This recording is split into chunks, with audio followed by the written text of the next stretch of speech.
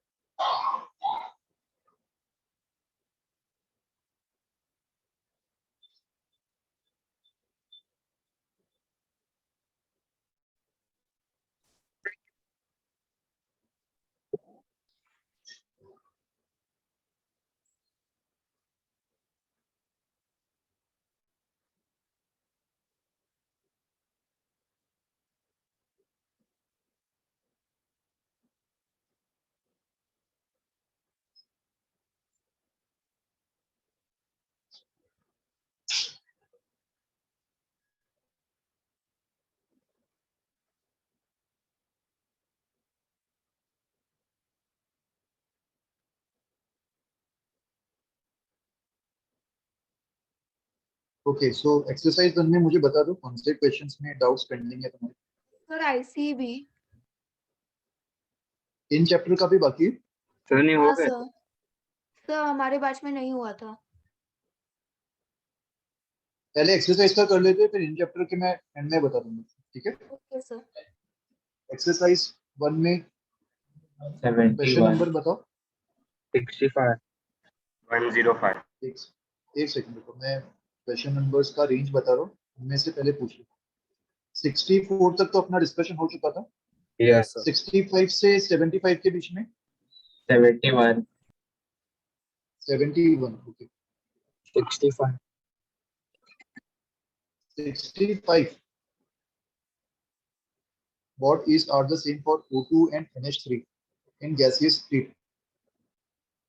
O2 एक diatomic gas है और NH3 पॉलीएटॉमिक, तो रेशियो ऑफ स्पेसिफिक हीट्स तो सेम नहीं होगा ना।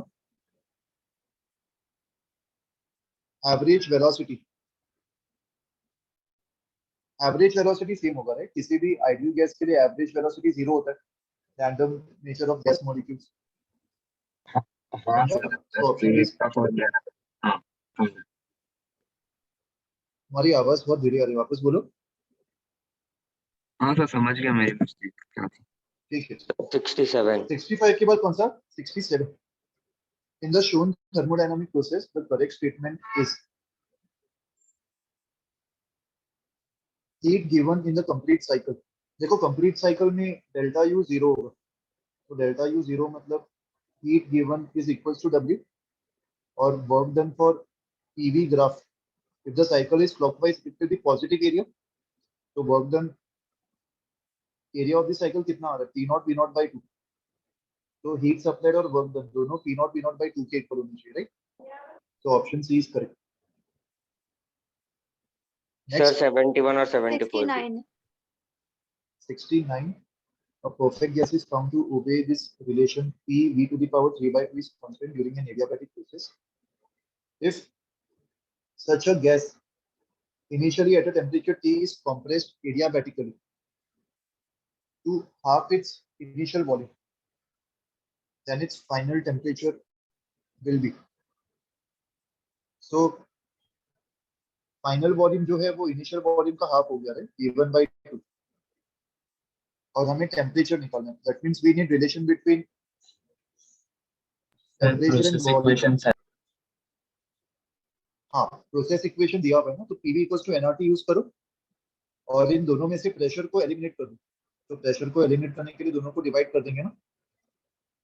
Divide this equation upon this equation, so P गायब हो जाएगा and V to the power half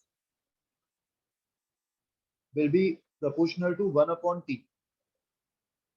That means V is proportional to 1 upon T square. So T2 upon T1 will be equals to V1 square upon V2 square.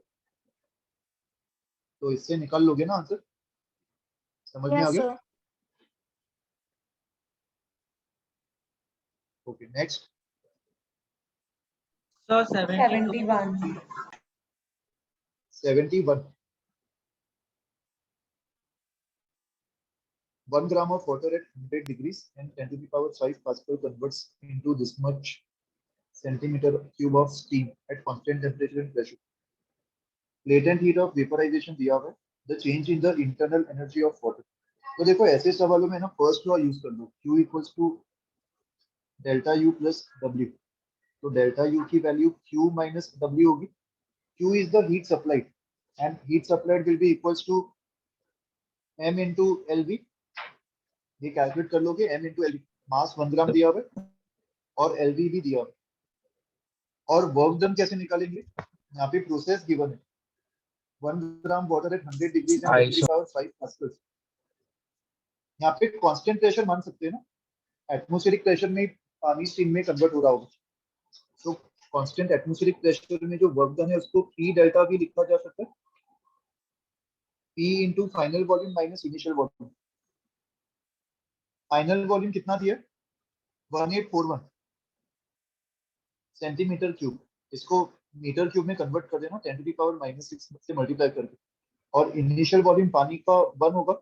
1 gram water का 1 centimetre cube volume. तो यहाँ से work done मिल जाएगा, right.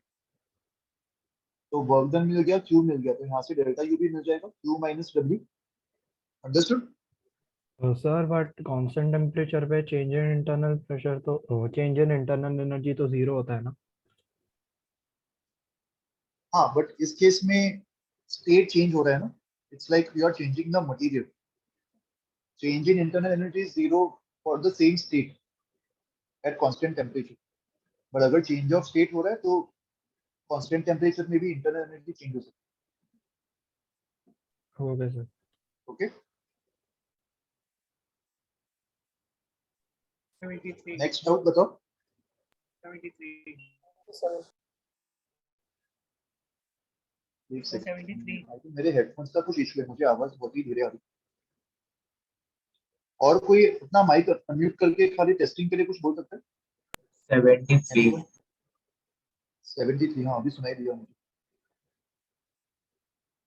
73 में दिया है, if W1 is the work done in compressing an ideal gas from a given initial state to a certain volume isothermally, and W2 is the work done in compressing the same gas from the same initial state to the same volume adiabatically. देखो ऐसा सवाल अपन ने class में भी किया था. हाँ sir. Graphically solve कर लो इसको. Pressure versus volume graph. और यहाँ पे इसको कंप्रेस किया जा रहा है. मान लो V1 से V2 इस तरीके से कंप्रेस किया जा रहा है, V1 से V2. सो दो ग्राफ ड्रॉ कर दो, एक आइसोथर्मल और एक एडियाबैटिक. सो एडियाबैटिक का जो ग्राफ है वो ज्यादा स्टीप होगा ना. सर ये डाउट था कि एरिया बैटिक कौन से- ऊपर रहेगा ना. क्या बोल रहे हो? सर कंप्रेशन में एरिया बैटिक ऊपर रहेगा ना.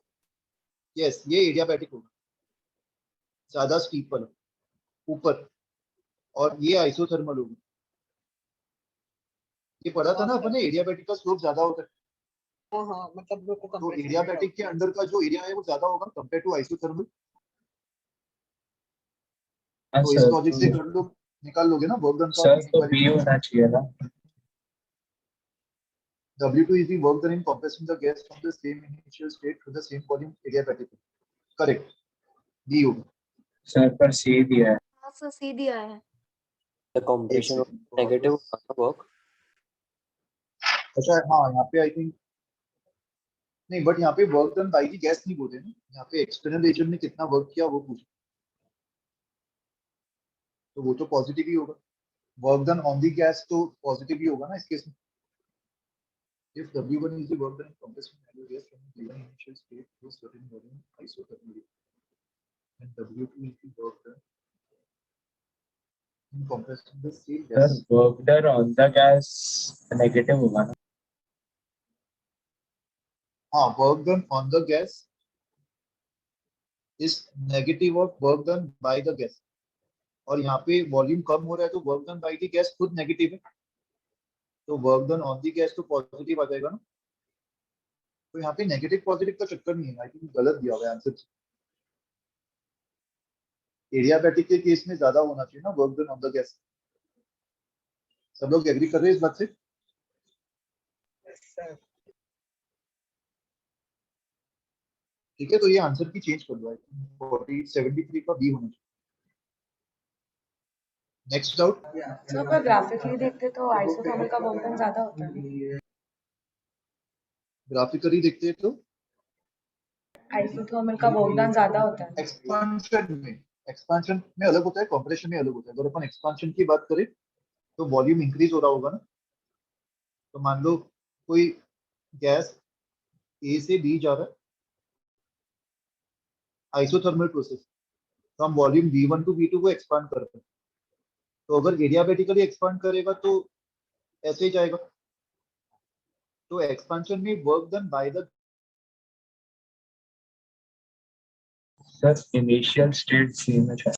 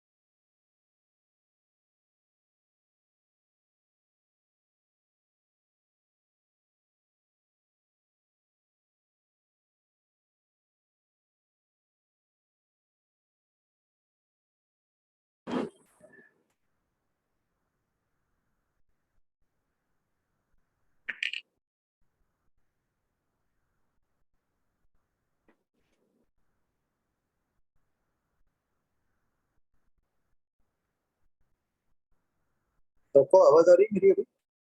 यस हाँ सर। बट सर वो क्वेश्चन में नेगेटिव वर्क नहीं होगा क्या, बिकॉज क्लॉकवाइज डायरेक्शन में है। नेगेटिव तो वर्क डन साइन से बाय द गैस नेगेटिव होगा, ये सही बोल रहे हो। बट यहाँ पे क्वेश्चन में अपन को इनडायरेक्टली क्या पूछा जा रहा है, work done by the gas या on the gas? On the gas. W1 is the work done in compressing an ideal gas. तो ये work done on the gas पूछा जा रहा है ना इनडायरेक्टली, यस सर। वो तो पॉजिटिव ही होगा। Understood? Okay sir, yes sir. ठीक है, नेक्स्ट नेक्स्ट बताओ, नेक्स्ट डाउट। सर 72।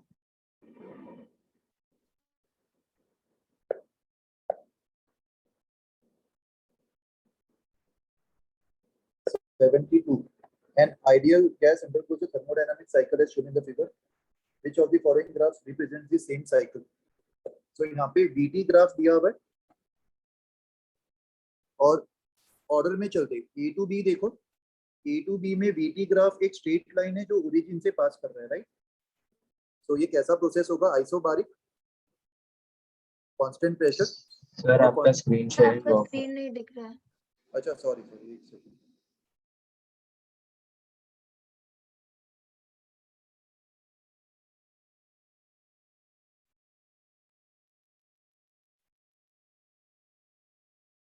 दिख रहा है स्क्रीन?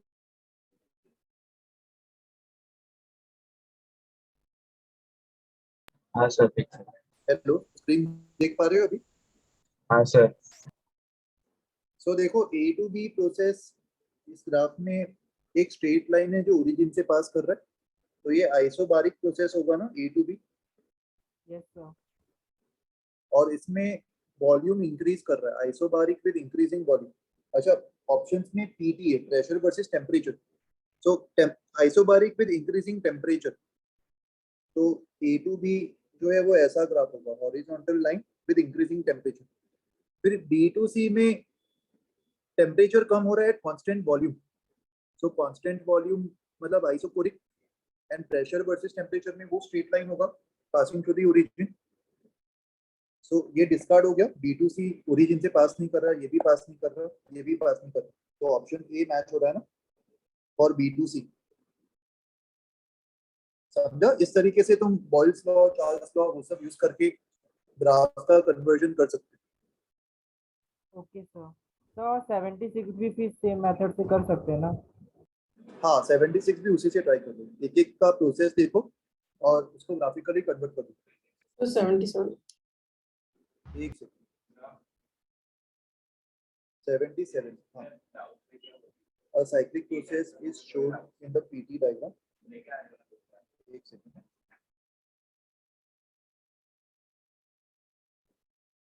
PT diagram दिया हुआ है, which of the curves show the same process on the PT diagram? ये भी हो जाएगा ना उसी लॉजिक से। प्रेशर वर्सेस टेम्परेचर दिया हुआ है। एक सेकंड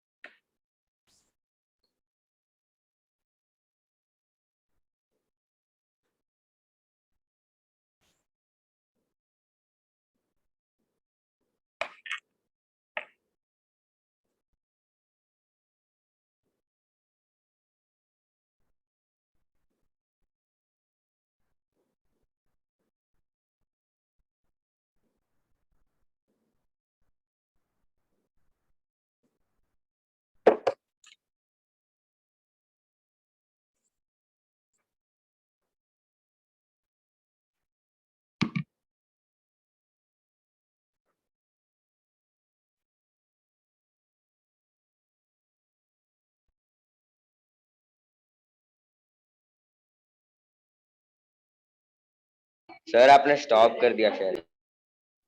हाँ एक सेकंड यार, मेरे एक्चुअली पेन का चार्ज खत्म हो गया, एक सेकंड चार्जर देखता हूँ।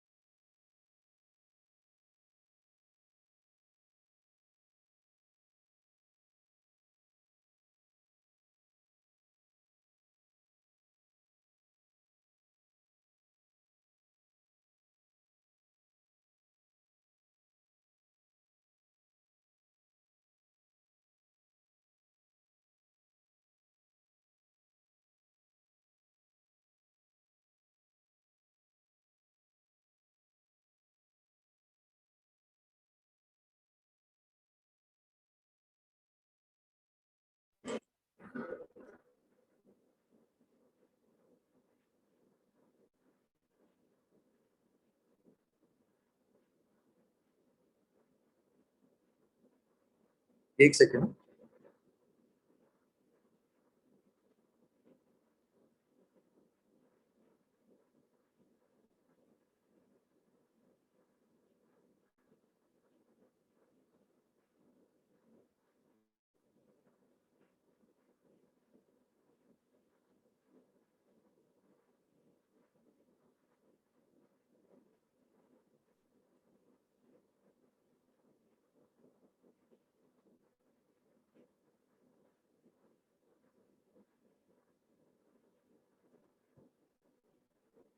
हाँ। सो ये 77 वाला भी हो जाएगा उसी लॉजिक से, देखो तो इसका 74 भी 74 figure shows a process on a gas in which pressure and volume both change. The molar heat capacity for this process is, इसके कंपैरिजन में देखना है CV। सो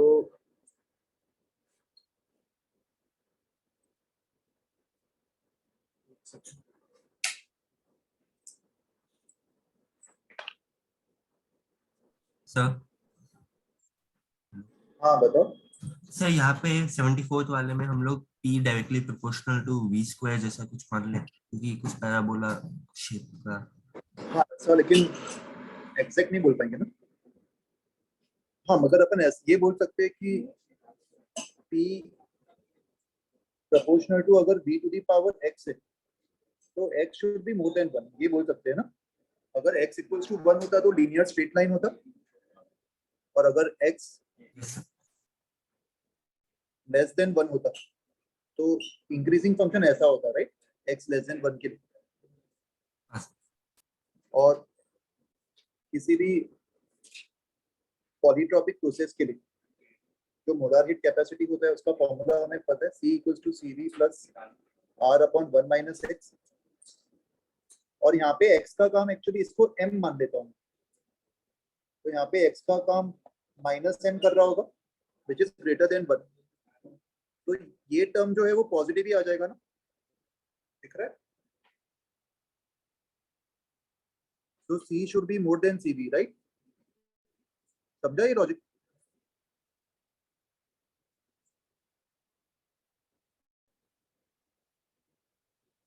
नेक्स्ट बताओ। 78. 70 calories of heat are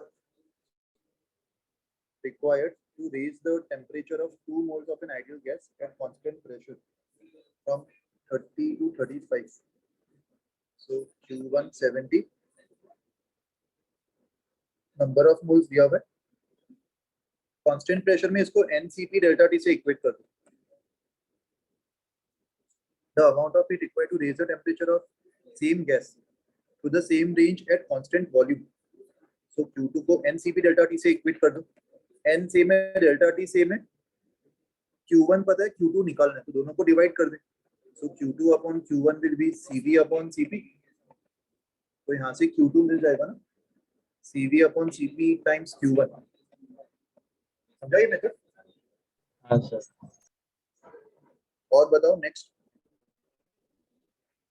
sir 82. 82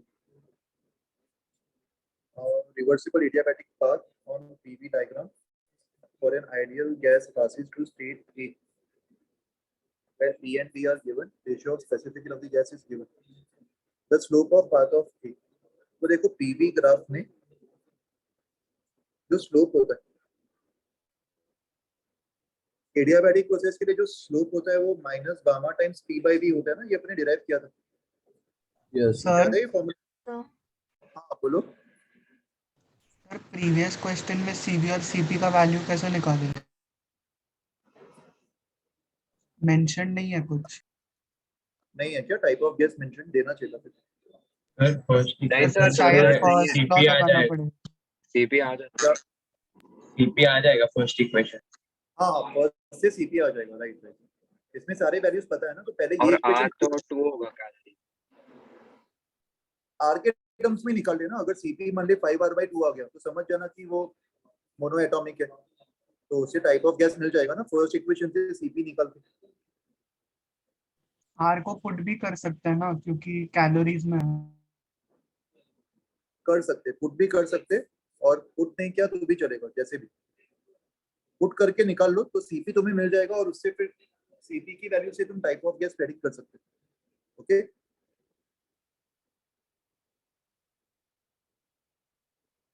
इसके बाद कौन सा देख रहे थे अपन? 82 82 प्रेशर दिया है, वॉल्यूम दिया है, ratio of specific heat capacity gamma दिया हुआ है, तो हो जाएगा ना। Slope is minus gamma times P by V, values डाल दो, प्रेशर वॉल्यूम और गामा की। Yes sir. इससे आज sir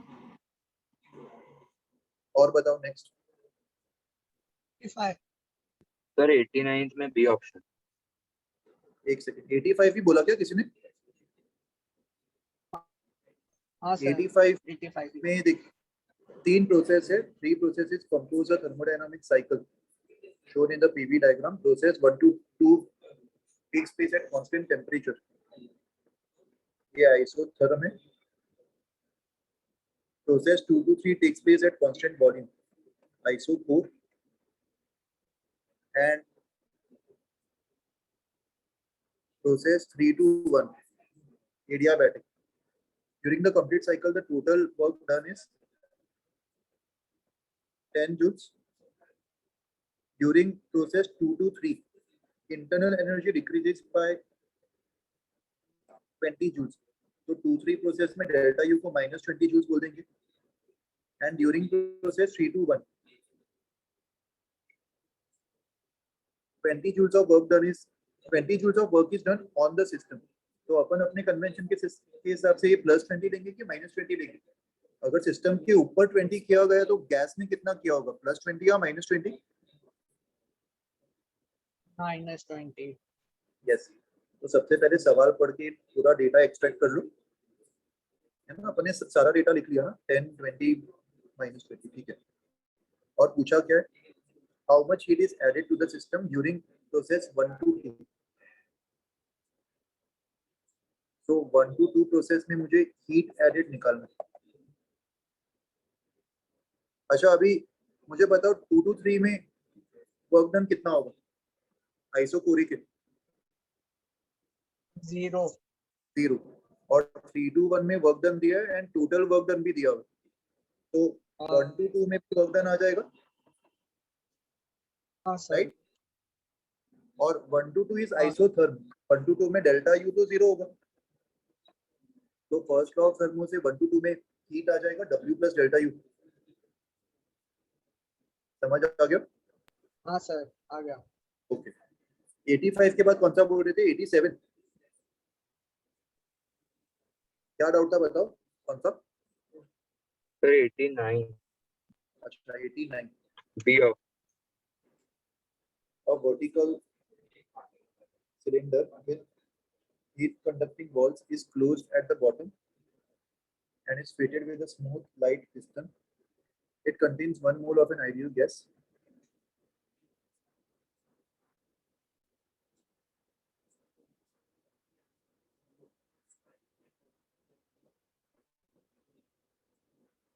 Each mole gas the temperature of the gas is always T0. Piston is moved up slowly to increase the volume of gas to eta times. Which of the following is correct? तो यहाँ पे isothermal process मान सकते हैं ना? Yes sir. Isothermal process में work done is nR T0 on V2 by V2 by V1. हाँ, इसका करेक्ट आंसर आ गया था पर बी ऑप्शन समझा. अच्छा, work done against the atmosphere is against the atmosphere. Okay, देख यहाँ पे एटमॉस्फेरिक प्रोसेस एटमॉस्फेरिक प्रेशर जो होगा वो नीचे P0 फोर्स लगा रहा होगा ना. Yes sir. सो एटमॉस्फेयर के अगेंस्ट अगर मुझे इसको पिस्टन को मूव करवाना है तो मुझे P0 फोर्स लगाना पड़ेगा. और इस P0 फोर्स के वजह से जो वर्क डन होगा, कांस्टेंट फोर्स की वजह से जो वर्क डन होता है वो फोर्स इनटू डिस्प्लेसमेंट होगा. दैट मींस ये P0 V2 minus V1 हो जाएगा ना. Yes. which is P0 eta times P0 minus V0. so P0 V0 eta minus 1 and P0 V0 को R T0 लिख सकते हैं. तो ऑप्शन बी करेक्ट हो जाएगा, मतलब स्टेटमेंट करेक्ट हो जाएगा ऑप्शन बी. इनकरेक्ट स्टेटमेंट पूछो. हाँ सर, समझा. इसके बाद बताओ next. 94. An ideal gas expands such that PV square is constant throughout the process. ये तो स्टैंडर्ड है ना. देख PV square constant दिया हुआ है और PV ग्राफ चाहिए तो T और V में रिलेशन निकाल लो. तो इसके लिए दोनों इक्वेशन को डिवाइड कर दो तो V is proportional to 1/T आ जाएगा. तो हाँ PV तो हो जाएगा. हो जाएगा ना. ठीक है. और 105. तो 97 में आप बस वो फॉर्मूला बता सकते जो आपने क्लास में बताया था. हाँ, एलिप्स का जो फॉर्मूला होता है, एरिया ऑफ द एलिप्स का फॉर्मूला होता है pi into semi major axis into semi minor axis. और सेमी माइनर एक्सिस ये होगा. इसको यूनिट्स के साथ लिख दिया करो हमेशा. तो ये कितना होगा 10 + 30/2. ये 20 है ना. ये पूरा 20 है. तो semi will be 10 kilo pascals और वैसे ही ये पूरा 20 है, ये पूरा 20, इसका सेमी विल बी 10 लीटर्स और इनटू पाई ये एरिया होगा और यहाँ पे वॉल्यूम बाय एक्सिस पे और प्रेशर एक्स एक्सिस पे दोनों इंटरचेंज हो गए, तो यहाँ पे एंटी क्लॉकवाइज साइकिल हमें पॉजिटिव वर्क देगा, राइट? तो work done will be this only with positive sign और इसको एसआई में कन्वर्ट कर देना, किलो पास्कल को 10 to the power 3 and litres को भी 10 to the power -3 metre cube. Sir हो जाएगा अब। सर 91 और 94 99 से पहले क्या बोला? 91 और 94 90 वाला? बल्क मॉड्यूलस पोर्शन में है क्या? कौन सा पोर्शन में है? बल्क इस बार तो मॉड्यूलस बल्क मॉड्यूलस नहीं बल्क मॉड्यूलस छोड़ दो, वो नहीं है, वो अपन प्रॉपर्टी ऑफ मैटर में पढ़ेंगे। Okay sir. अच्छा, इनमें से कौन सा बोले थे, वापस रिपीट करो। Sir 93 93 2 moles of a diatomic gas undergoes the process. Et square by V is constant, then molar heat capacity of the gas during the process will be. तो देख इसको कन्वर्ट कर दे, हमें PV to the power x equals to constant के format में लेके आना है ना इक्वेशन को, तभी मैं x निकाल पाऊंगा और एक बार x मिल गया तो मोलार हीट कैपेसिटी को CV प्लस R/1 - x लिख पाऊंगा। तो इसको P और V में कन्वर्ट करने के लिए T को मैं PV/NR लिख सकता हूँ, NR तो कांस्टेंट है तो मैं T को PV से रिप्लेस कर सकता हूँ ना, T स्क्वायर मतलब P square V square upon V will be constant. So यहाँ से देखो दिख रहा है P cube V will come out to be constant, मतलब P into V to the power 1/3 will be constant. समझा ये? इससे हो जाएगा ना? हाँ सर समझ।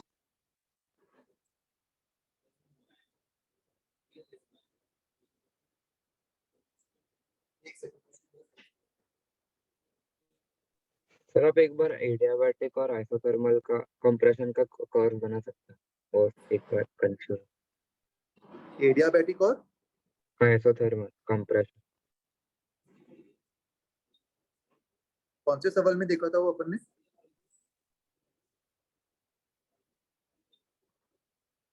ये वाला देख, कंप्रेशन में एडियाबैटिक का कर्व ऊपर चला जाएगा ना, क्योंकि एडियाबैटिक का स्लोप हमेशा ज्यादा होना चाहिए और आइसोथर्मल का स्लोप कम होगा ना। ज्यादा स्टीप है मतलब उसका स्लोप ज्यादा होगा। यस, तो उस लॉजिक से दिख रहा है ना, एडियाबैटिक कंप्रेशन में ऊपर जाएगा, शुरुआत यहाँ से सेम पॉइंट से हो रही है और कंप्रेस मतलब वॉल्यूम डिक्रीज कर रहा है, मतलब लेफ्ट में जा रहे हैं और लेफ्ट में आइसोथर्मल का स्टीफनेस कम होगा और एडियाबैटिक का स्टीफनेस ज्यादा होगा। दिख रहा है ये ग्राफ से? हाँ सर, हाँ समझ में। सर और किसमें डाउट है बोलो?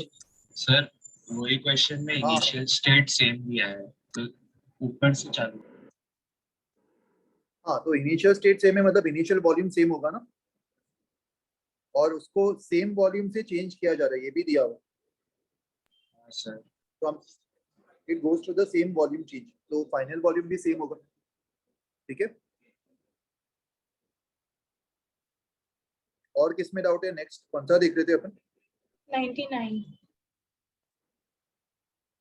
99 heat is conducted across the composite block of two slabs, thickness d और 2d। यहाँ पे थिकनेस जो है वो लेंथ का काम कर रहे होंगे और थर्मल कंडक्टिविटीज भी दिया हुआ है। तो ये दोनों कंडक्टर्स को कैसे कनेक्शन में मानोगे, सीरीज या पैरेलल? क्या दिख रहा है? दोनों में से सेम हीट करंट जा रहा होगा ना, ये वाला टेम्परेचर 100 होगा, ये 0, और हमसे पूछा क्या है? The temperature of the junction. तो हीट का फॉर्मूला अप्लाई कर दो, क्या होगा हीट का फॉर्मूला? के इसके लिए 2K इंटू ए डेल्टा टी, जंक्शन का टेम्परेचर x मान लो, तो KA 100 - x बाय एल, इसका लेंथ डी दिया हुआ है इक्वल्स टू के इंटू ए, और डेल्टा टी अभी x माइनस 0 हो जाएगा अपॉन एल, और इसके लिए एल 2d। तो यहाँ से तुम x निकाल लोगे इस फॉर्मूला से, समझो? Yes sir. पर वैसे जंक्शन लॉ ही अप्लाई किया है ना? हाँ, एक तरीके से ये जंक्शन लॉ ही होता है। बेसिकली अपन हीट करंट दोनों में सेम कर रहे हैं, तो एक तरीके से इनकमिंग इक्वल्स टू आउटगोइंग ही कर रहे हैं ना इधर। Yes sir. बोल, नेक्स्ट बताओ। सर 100। 105. 100 देख लेते पहले। और रॉड ऑफ, सर 102.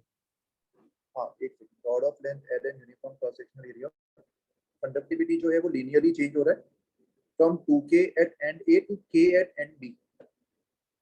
सो अगर मान लो ये रॉड होता एंड ए और एंड बी, यहाँ पे कंडक्टिविटी 2k है और यहाँ पे k हो गया, लीनियरली डिक्रीज कर रहा है। तो लीनियरली डिक्रीज करने का जो फंक्शन होता है उसको मैं mx प्लस c के फॉर्म में लिख सकता हूँ, और इसका लेंथ अगर मैं l मान लूँ, सो इसको k नॉट मान लेते, m will be minus k not by l, ये दिख रहा है, y2 माइनस y1 और x2 माइनस x1 l। तो ये स्लोप होगा, so conductivity is slope into x plus c, c मतलब y इंटरसेप्ट, मतलब value of conductivity at x equals to 0 which is 2k naught. तो लीनियर फंक्शंस को इस तरीके से अपन डिराइव कर सकते हैं, ये समझ में आया? y equals to mx plus Yes, c के sir. फॉर्म में। सर ये नहीं समझा वैसे कैसे डिराइव किया? देख, इसको लीनियर फंक्शन को अपन y equals to mx plus c के फॉर्म में लिख सकते हैं ना। Yes sir. स्लोप क्या होगा? स्लोप मतलब y2 minus y1 upon x2 minus x1, and y2 minus y1 मतलब इसको मैं y2 की तरह ट्रीट कर रहा हूँ और इसको y1 की तरह, और x2 माइनस x1 तो l होगा ना, इसका x कोऑर्डिनेट माइनस इसका x कोऑर्डिनेट। तो सर उस लॉजिक पे स्लोप जो है वो minus k not by l आ जाएगा, एंड c का मतलब y intercept, that means value of y when x is 0। तो यहाँ पे जब x 0 होगा उस समय y की वैल्यू 2k नॉट है, तो c 2k नॉट आ जाएगा। समझा अभी? Yes sir. अभी क्या पूरा है आगे, रॉड के जो एंड्स है उसको 100 और 0 पे मेंटेन किया हुआ है। At steady state the graph of temperature T as a function of x, ये कितना होगा? ओके, सो देख इसको कैसे सॉल्व करेंगे। Rate of heat flow dq by dt, इसको मैं generally ka delta t by delta x लिखते थे ना, बट यहाँ पे क्योंकि k वेरी कर रहा है तो अपन इसको dt by dx लिख देंगे। इधर माइनस है, याद है अपन ये पढ़ा था आखिरी में, batch 2 and batch 3। I think batch 1 में मैंने नहीं पढ़ाया था ये topic, but batch 2 and batch 3 में मैंने पढ़ाया था ये लास्ट में। dq by dt will be minus ka dt by dx, yes sir. और यहाँ पे dq by dt कांस्टेंट होगा कि वेरिएबल होगा? हीट फ्लो सारे पॉइंट्स में से स्टेडी स्टेट में constant, so dq by dt को मैं एज सम कांस्टेंट h मान सकता हूँ, equals to minus ka dt by dx, और k को भी मैं x के फॉर्म में लिख सकता हूँ, k भी मैंने x के फॉर्म में निकाल दिया था। सो टर्म्स को रीअरेंज कर दो, dt equals to dx upon k, where k is k not by l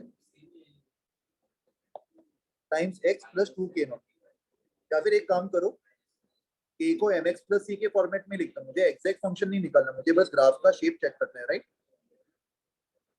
so k को mx प्लस c के फॉर्मेट में लिख दो विद अ माइनस साइन। तो इसको सॉल्व करने पर तुम्हें टेम्परेचर का वेरिएशन मिल जाएगा। समझा ये मेथड?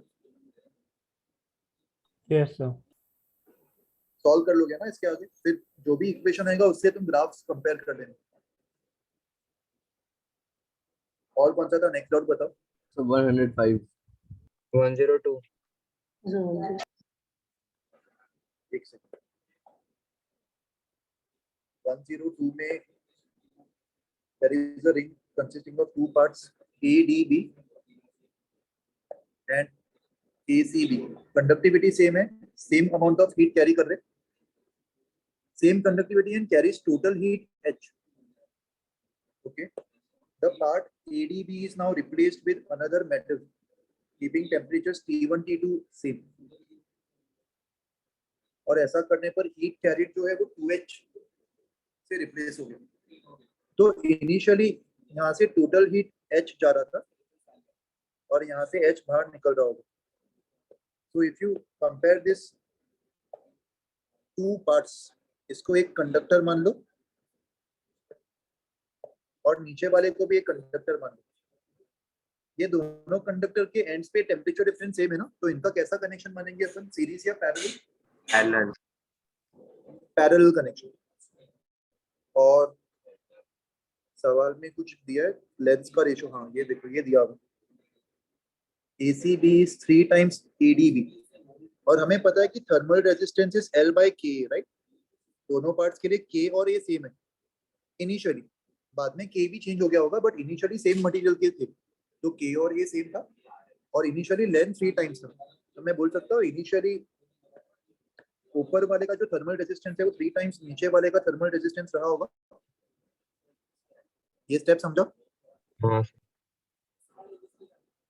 और R इक्विवेलेंट कितना रहा होगा इनिशियली?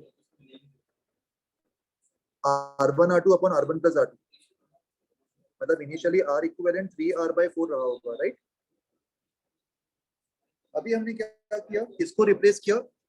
ADB पार्ट को रिप्लेस कर दिया, ये वाले पार्ट को रिप्लेस करके एक दूसरा मटेरियल यूज किया। तो अगर मैंने इसको रिप्लेस करके दूसरा मटेरियल यूज किया तो इसका रेजिस्टेंस भी R से चेंज होके कुछ R' हो गया होगा, अग्रीड? हाँ सर। और अभी 3R और R' पैरेलल में होंगे, तो 3R और R' का भी जो नया R इक्विवेलेंट होगा वो 3R into R' upon 3R plus R', और इस नए R इक्विवेलेंट की वजह से जो टोटल हीट वो कैरी कर रहा था वो 2 टाइम्स हो गया। दैट मींस अगर हीट डबल हो गया तो R इक्विवेलेंट हाफ हुआ होगा कि डबल हुआ होगा? Heat flow is temperature difference upon R, R के इनवर्स प्रोपोर्शन में होगा ना इनवर्स। तो अगर हीट फ्लो डबल हो गया तो R इक्विवेलेंट हाफ हो गया होगा। तो इनिशियली R इक्विवेलेंट 3R/4 था, तो अभी जो नया है वो 3R/4 का भी हाफ, मतलब 3R/8 हो गया होगा। ये लॉजिक समझ में आया? हाँ इससे कैलकुलेट कर लो। हाँ, तो इससे कैलकुलेट करके देखो कि नया R' कितना है, और नया R' मिल गया तो हमें पता है कि रेजिस्टेंस तो K के इनवर्स प्रोपोर्शन में होता है, तो नया K भी तुम निकाल लो। ओके, यस फिर इसके बाद कौन सा था 10? सर 100 में कंपेयर कैसे करेंगे ग्राफ्स, वो समझा नहीं। किसमें? 100 में आपने बोला था। 100 में इक्वेशन निकाल के हो जाएगा ना कंपेयर, मतलब basically temperature as a function of x निकाल लो, तो टेम्परेचर अगर x के टर्म्स में आ गया तो उस इक्वेशन के करस्पॉन्डिंग कौन सा शेप आएगा?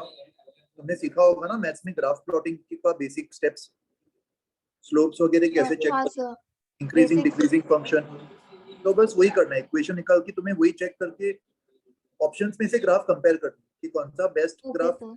उस एक्सप्रेशन से मैच हो रहा है। ठीक है, यस सर। इसके बाद कौन सा? सर 104 बता दो ना। 105. A hollow sphere of inner radius R and outer radius 2R is made of a material. Thermal conductivity K है. It is surrounded by another hollow sphere of 2R and 3R. Same material, same conductivity. So temperature of inside of smaller sphere is maintained at 0 and outside at 100. तो interface पे temperature क्या होगी? अच्छा, तुम लोग ने ये पढ़ा होगा कि कोई भी स्फीयर के अंदर कैविटी है, अगर inner radius R1 outer radius R2, तो इसका जो इक्विवेलेंट रेजिस्टेंस है ये 4 पाई R1 R2 upon R2 minus R1, ऐसा कुछ पढ़ा है तुमने डेरिवेशन? नहीं सर। सर क्लास में कराया था आपने। हाँ, तो एक एग्जांपल था ये, मैं एक बार वापस बता देता हूँ। किसी भी R पे जाके dr थिकनेस का एक स्फीयर ले लो, हीट करंट जो है वो रेडियली बाहर जा रहा होगा, इस तरीके से हीट करंट यहाँ से रेडियली बाहर जा रहा होगा।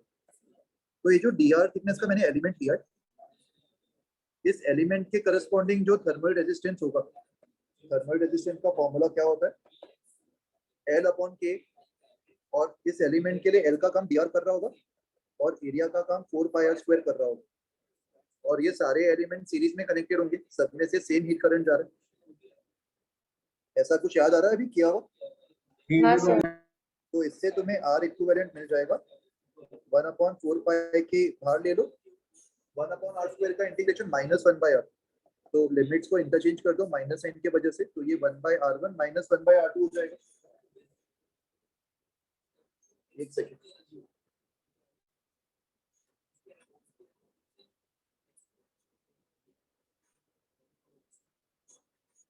सेकेंड, मेरा वापस से चार्ज खत्म हो रहा है बार-बार, मैंने पूरा चार्ज नहीं किया था, तो मैं तुम्हें एक बार ऐसे ही बता देता हूँ। इससे R इक्विवेलेंट निकाल लोगे ना in terms of R1 R2। Yes sir. 1/r1 -1/r2 will become R2 - R1 upon R1 R2। तो अच्छा, मैंने गलत लिख दिया ये फॉर्मूला, ये वाला फॉर्मूला अकॉर्डिंगली मॉडिफाई कर देना, तो भी याद नहीं था। तो 1/4 के R1 R2 upon R2 - R1 हो जाएगा, राइट। सो यहाँ पे जो R से 2R तक का स्फीयर है, R से 2R तक के स्फीयर के लिए मैं R1 को R ले लूंगा और R2 को 2R ले लूंगा, तो R से 2R तक के स्फीयर का तुम थर्मल रेजिस्टेंस निकाल सकते हो इस फॉर्मूला से। और वैसे ही 2R से 3R तक का जो रेडियस है, उसका भी तुम थर्मल कंडक्टिविटी निकाल सकते हो, taking R1 is 2R and R2 is 3R, के दोनों के लिए सेम है।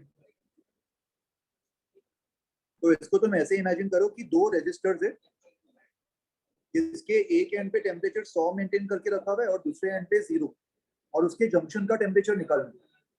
तो जंक्शन का टेम्परेचर अगर मैं x मान लूं, सो 100 - x अपॉन पहले का resistance will be equals to x - 0 upon दूसरे का रेजिस्टेंस। ये विजुअलाइज कर पा रहे हो मैं जो बोल रहा हूँ? हाँ सर। उससे हो जाएगा ना सर? सर हो जाएगा। ठीक है,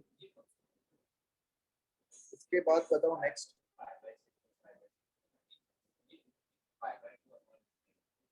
सर 104 बता दो ना।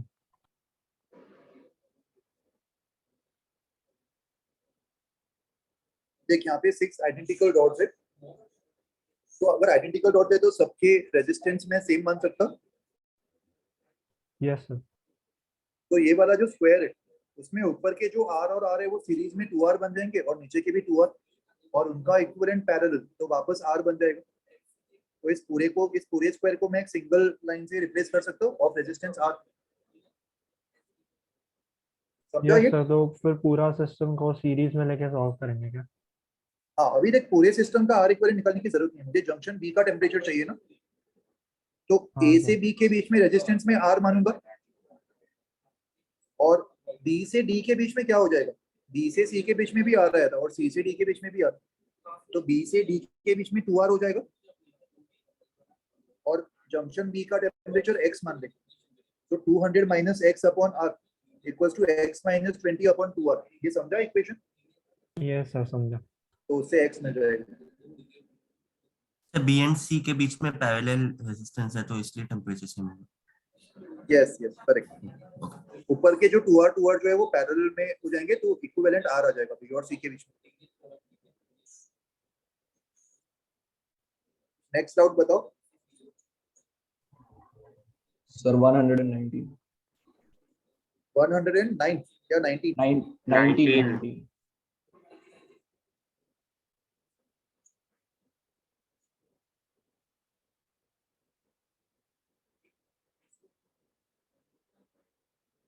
अच्छा देखो, इसमें radiation from a black body at temperature T1 is measured by a small detector at distance D1 from it। मान लो ये ब्लैक बॉडी है, इसका टेम्परेचर T1 है और इससे D डिस्टेंस की दूरी पर यहाँ पे डिटेक्टर है।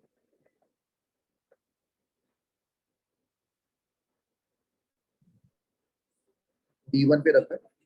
When the temperature is increased to T2 and distance is changed to D2, the power received by the detector is unchanged।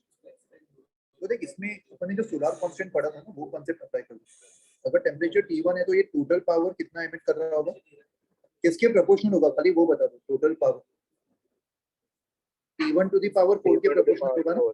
हाँ सर। और जब ये पावर डिटेक्टर तक पहुंचेगा तो डिटेक्टर तक पहुंचते पहुंचते वो इस पूरे स्फीयर में इक्वली डिस्ट्रीब्यूट हो गया होगा। तो डिटेक्टर ने जो पावर रिसीव किया होगा that will be proportional to जो पावर सोर्स ने भेजा ब्लैक बॉडी में, जो T1 टू द पावर 4 के प्रोपोर्शनल है, अपॉन 4 पाई D1 स्क्वायर में इक्वली डिस्ट्रीब्यूट हो गया होगा इतने एरिया में, multiplied by area of the detector जो उस पावर को रिसीव कर रहा है। ये स्टेप समझा, यूनिटरी मेथड। टोटल जितना भेजा upon total area multiplied by detector का एरिया। हाँ सर समझा। ये पावर वो सेम रिसीव कर रहा है, मतलब T1 to the power 4 upon D1 square, इसका रेशियो सेम रहेगा, राइट। इससे हो जाएगा सर। ओके, हाँ सर थैंक यू। एक्सरसाइज 1 के बाद तो फिर से एक्सरसाइज क्या 2 करते देखते हैं हैं। प्रोपोर्शनलिटी, कौन सा? वो इनटू डिटेक्टर एरिया का डिटेक्टर करते हैं। यहाँ पे यूनिटरी मेथड अप्लाई कर रहे हो। मान ले इसने टोटल 5 वॉट का पावर भेजा, ठीक है, और स्फीयर का जो एरिया है वो अगर 10 मीटर स्क्वायर है तो 5 वॉट का पावर 10 मीटर स्क्वायर के एरिया में इक्वली डिस्ट्रीब्यूट हो गया। और डिटेक्टर का अगर छोटा सा एरिया में 2 मीटर स्क्वायर मान लो तो डिटेक्टर के 2 मीटर स्क्वायर को कितना पावर रिसीव हुआ होगा, उसके लिए मैं 5.10 × 2 करूंगा। समझा, वही कर रहा हूँ मैं। यस ठीक है, तो फिर एक्सरसाइज 2 में बताओ अभी।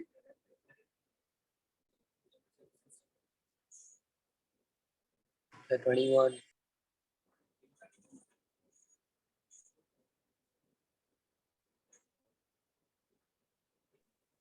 4 cylinders contain equal number of moles for hydrogen, argon, nitrogen, carbon dioxide at same temperature. तो टेम्परेचर सेम है तो energy number of degrees of freedom पे डिपेंड करेगा ना। पर डिग्री ऑफ फ्रीडम सबका एनर्जी सेम होगा, तो जिसका भी डिग्रीज ऑफ फ्रीडम सबसे कम है उसका एनर्जी सबसे मिनिमम होगा। So that will be for argon, right, monoatomic. और बताओ 31 18 29 तो 31 अच्छा, सबसे पहले 18 पूछा था ना किसी ने। yes sir A closed vessel contains a mixture of 2 diatomic gases A and B. Molar mass of A is 16 times that of B.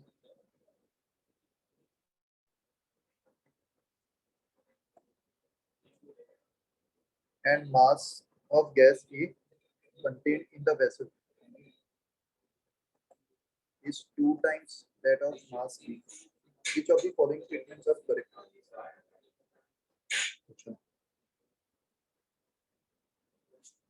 दोनों का नेचर सेम है, डायटोमिक। एवरेज काइनेटिक एनर्जी पर मॉलिक्यूल का फॉर्मूला क्या होता है? Half kT is for 1 degree of freedom, right? So half kT into F, number of degrees of freedom, ये होगा। दोनों के लिए F सेम है, दोनों के लिए T सेम है, राइट? yes sir तो ये सेम होगा, ये ऑप्शन इज करेक्ट। फिर B option, root mean square value of translational velocity of B. RMS का फॉर्मूला होता है 3RT/m का अंडर रूट। टी दोनों के लिए सेम है और molar mass of A 16 times, तो RMS of B 4 times of A होगा। सही है, ये फॉर्मूला से देख पा रहे हो ना? समझो? yes sir Pressure exerted by B is 8 times of that exerted by E. Pressure कैसे निकालेंगे? मोल्स PM इक्वल्स टू मोल से कैसे बोला? PV इक्वल टू nRT में n निकाल सकते हैं ना, मोलार मास पता और मास अच्छा, इससे भी कर सकते हैं, एक्चुअली सही बोल रहे हो। हाँ, यहाँ पे वॉल्यूम सेम है दोनों के लिए, टी भी सेम है, तो नंबर ऑफ मोल्स का जो रेशियो होगा वही प्रेशर का रेशियो होगा, राइट? हाँ sir और ऐसे option D number of molecules of D, ये तो हो ही जाएगा, नंबर ऑफ मॉलिक्यूल्स भी मोल्स का ही रेशियो होगा। यस हो जाएगा। अच्छा इसके बाद कौन सा बोला था आफ्टर 21 से 30 के बीच में? तो 30 29. Three identical adiabatic containers A, B, C contain helium, neon, oxygen respectively at equal pressure. The gas are pushed to half their original volumes. Adiabatic process है ना, तो वॉल्यूम और टेम्परेचर में रिलेशन निकालो। ये दो इक्वेशंस यूज कर लो, P V to the power gamma is constant and volume और टेम्परेचर में कैसे रिलेशन निकालेंगे? PV equals to nRT और दोनों को डिवाइड कर दो, तो V to the power gamma minus 1 into T, ये कांस्टेंट होगा। तो इन दोनों की मदद से निकाल लोगे ना फाइनल प्रेशर क्या होगा। Yes. का रेशियो पता है तो प्रेशर का भी रेशियो मिल जाएगा और टेम्परेचर का भी रेशियो मिल जाएगा, और गामा Yes. सबके लिए पता है, तो वही चेक करने सारे ऑप्शंस में। Okay Yes. 29 के बाद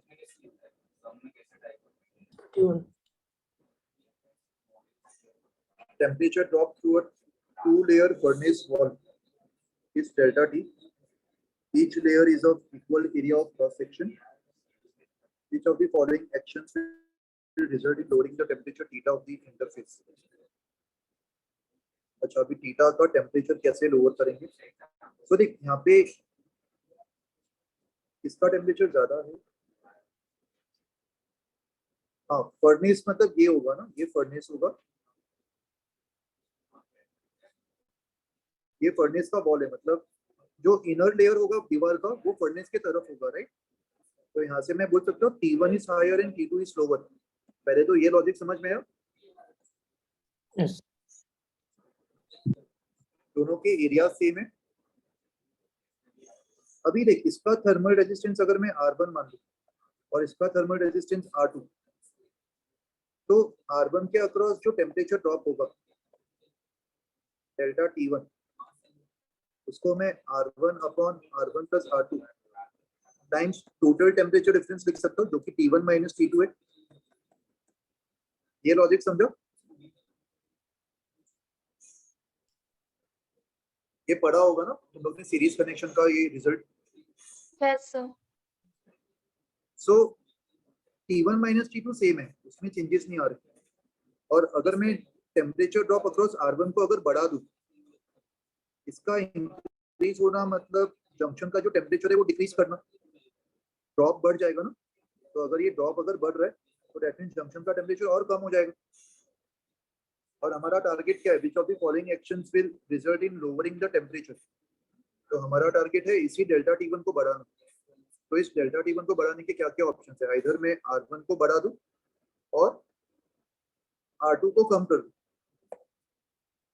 तो गिवन ऑप्शंस में से जो भी एक्टिविटीज ये अचीव करवाएगा वो हमारा करेक्ट आंसर होगा। Option A, by increasing the thermal conductivity of outer layer. Thermal resistance is L by K। Outer layer का अगर मैंने K बढ़ा दिया तो आउटर लेयर का R कम हो जाएगा, तो फेवरेबल इवेंट होगा ना। ये ऑप्शन ए इज करेक्ट। तो इस लॉजिक से बाकी ऑप्शन भी चेक कर लोगे, जो भी इन दोनों को सेटिस्फाई कर रहा होगा। लॉजिक समझो। तो 30th का C option. One end of a metal rod is dipped in boiling water and the other is dipped in melting ice. All parts of the rod are in thermal equilibrium with each other. देखो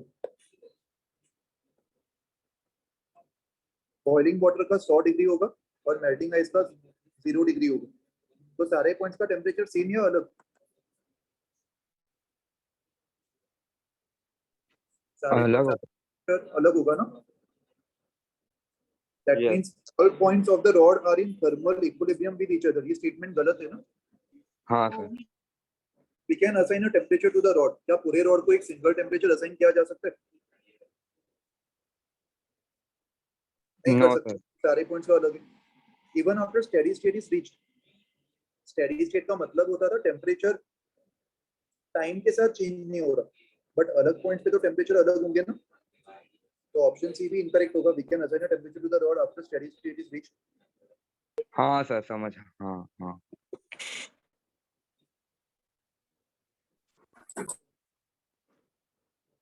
sir 34. A heated body emits radiation which has maximum intensity near frequency mu naught. Bn's law याद है तुम्हें? किसी body का अगर temperature T है तो बहुत सारे रेडिएशंस एमिट कर रहे हैं. Lambda M.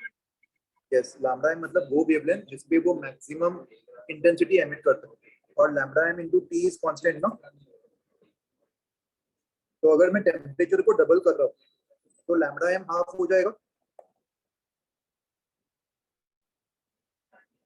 And frequency is inversely proportional to lambda m, right. तो अगर लैम्डा एम हाफ हो गया तो फ्रीक्वेंसी डबल हो जाएगी. फ्रीक्वेंसी विल बिकम, ये सही है. और total energy emitted depends on temperature to the power 4 से सी और डी भी चेक कर लेना, है ना.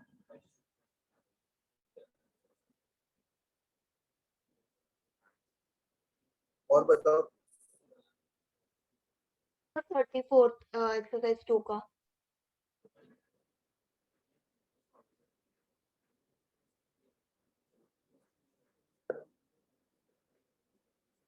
Solid sphere, hollow sphere of same material and equal radii are heated to the same temperature. So जो रेडिएशन वो एमिट करेंगे वो sigma A E T to the power 4 होगा. ये दोनों स्फीयर्स का सेम होगा ना. यहाँ पे ए मतलब सरफेस एरिया, तो इस बात से फर्क नहीं पड़ता कि वो सॉलिड है कि हॉलो है. Amount of heat per unit time तो वो सेम एमिट करेगा. Agreed? Yes sir. So both will emit equal amount of radiation per unit time. ये सही है, option A. Both will absorb also same amount from the surrounding. बस ये T surrounding के temperature से रिप्लेस हो जाएगा. ऑप्शन बी भी सही है. अभी यहाँ पे dq को ms dt से रिप्लेस कर दो. So rate of change of temperature, इसके कैलकुलेशन में ms नीचे आ जाएगा ना.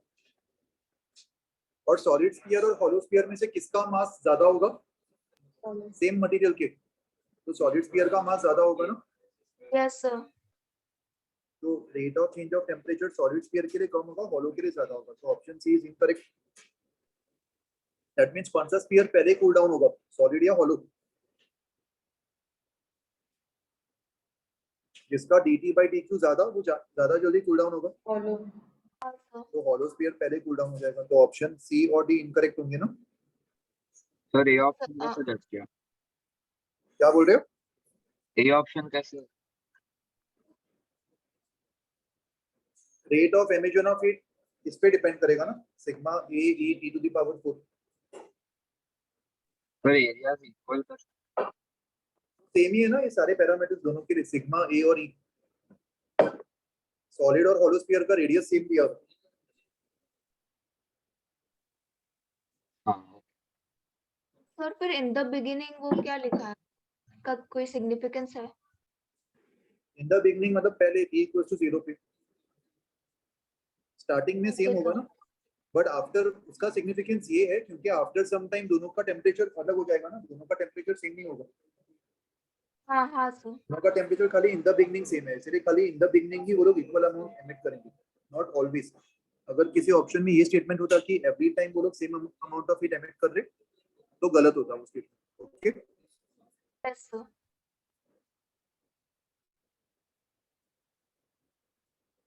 थ्री भी अपन ने डिस्कस कर लिया था ना, कैलोरीमेट्री केटीजी तक. सर अब रिवीजन सेट्स के डाउट्स लोग हैं अभी? नहीं यार, रिवीजन सेट्स का अभी पॉसिबल नहीं होगा, इतना टाइम नहीं है. उसके लिए मैं बाद में एमपी से पहले एक डाउट पिक्चर रख दूंगा बड़ा, तो उसमें तुम रिवीजन सेट्स की भी पूछ लेना. ठीक है सर कल के टेस्ट के लिए वेटेज क्या रहेगा? मतलब कल के टेस्ट का कुछ भी आइडिया नहीं है यार मुझे. कल के टेस्ट के लिए क्या क्या बोला है तुमने? कौन से टॉपिक पे आ रहा है? सिर्फ हीट एंड थर्मो है कि और भी?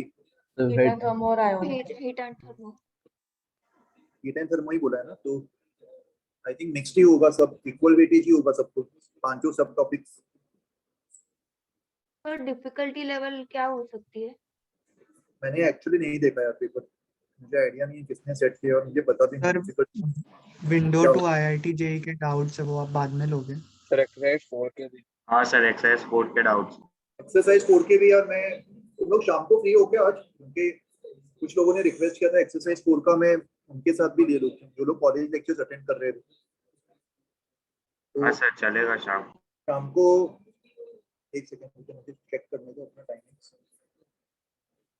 7 to 8 टाइप्स चलेगा तुम लोग को शाम को? हाँ सर। सेम लिंक यूज कर लेना, तो तभी उस 7 to 8 में एक्सरसाइज 4 के भी सारे डाउट्स अपन डिस्कस कर लेंगे। Okay okay sir.